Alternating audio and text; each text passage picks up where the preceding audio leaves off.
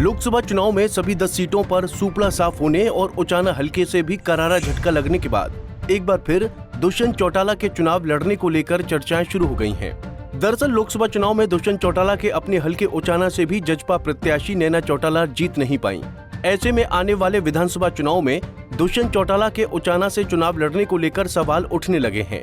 लोकसभा के नतीजों के पहली बार मीडिया के सामने आए दुष्यंत चौटाला ने आज उचाना में ही प्रेस कॉन्फ्रेंस की, जिसमें उन्होंने उचाना से चुनाव लड़ने को लेकर चल रही अटकलों पर विराम लगाते हुए बड़ा ऐलान कर दिया।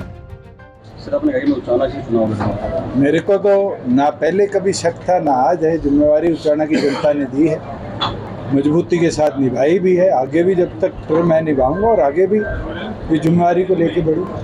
विधानसभा चुनाव में 16% वोट थे, लेकिन लोकसभा चुनाव में इतनी कम वोट क्या करना। कई परिस्थितियां रही है, चाहे वो दो राष्ट्रीय पार्टियों के बीच में वोट बंटना, चाहे संविधान बचाने की लड़ाई को अहम मुद्दे के तौर पर ले जाना, चाहे किसान आंदोलन, इन सब की जिला स्तर पर जाकर समीक्षा भी करेंगे और फिर आगे कैसे कार्रवाई करेंगे उसके ऊपर कार्यकर्ताओं से चर्चा भी करेंगे।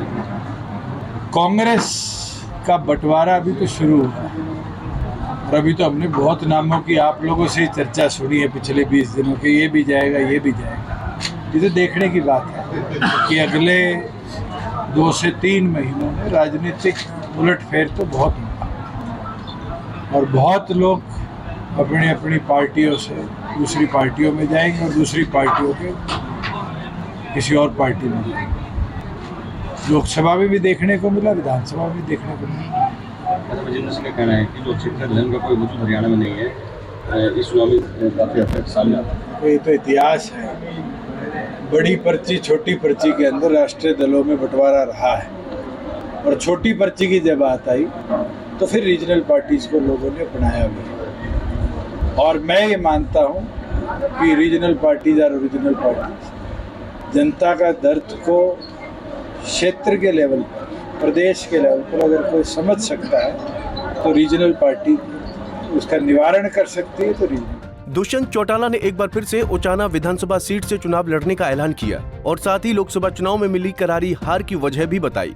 उन्होंने कहा कि लोकसभा चुनाव में राष्ट्रीय मुद्दे हावी रहे और जनता ने भी राष्ट्रीय दलों को विकल्प मानते हुए उन्हें वोट दिया, लेकिन विधानसभा चुनाव में मुद्दे प्रदेश के होंगे जिसमें जजपा को बम्पर जीत की उम्मीद है, क्योंकि जजपा ने सरकार में रहते हुए 4.5 सालों तक जनता की सेवा में कोई कमी नहीं छोड़ी है।